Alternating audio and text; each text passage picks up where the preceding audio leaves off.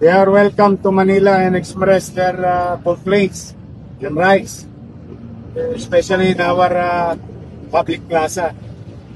But they don't have the right to destroy properties, private and public. Kala ko pa gusto niya ng gobyernong matino. Eh, ba't yung sinira yung property ng gobyerno? Kaya makikita mo yung madaling i-differentiate yung rallyista na nagagalit sa pamahalaan, dala ng kakulangan at kapabayaan ng pamahalaan. Yun namang mga gustong sumikat, o ngayon sisikat kayo ngayong gabi, sisikat kayo sa mga darating na araw. Dahil you will see the light of the point. Ngayon, di ba madadagdagan yung mga katuwan? Kasi may mga na-videoan, lalo na may mga nagpupumpas sa bata na medyo matatanda na, nagpupumpas na. So, ano po yun? Pwede pa rin pabilang ma-aresto sa videoan niya. Ang Maynila ay may humigit kumulang 1,000 CCTV. We know that. We'll go after them. Mga bata. Nakakalungkot. Good thing that you asked that. We'll do our best to clean up the mess. And we'll try to fix that mga poste at hindi.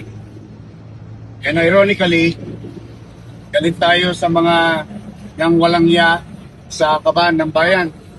O gagastusin natin bukas kaban din ng bayan sa mga sinira natin. So it doesn't make sense. But be that as it may, we will pursue legal way to charge that the city government. Kung may sinunod daw mayor na Yes. Sana diyan. may coordination of UN They are being investigated now. Siya magpa-curfew, so hanggang kailan Gumawa pa naman, may turbulen. Mas maikpit lang ngayon. Nakita mo yung ginawa kanina? Tinutusan yata, 10 years pinakyan ko sa stoplight. May duwag din eh. Bata pa pinakyan.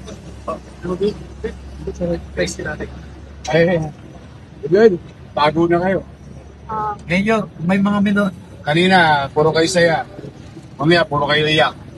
may mga minor de edad na huli, nagpunta na ba yung mga magulang? At ano yung reaction nila?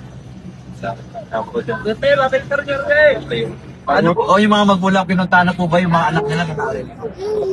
O, dapat lang. Kunyatan po sila. Okay.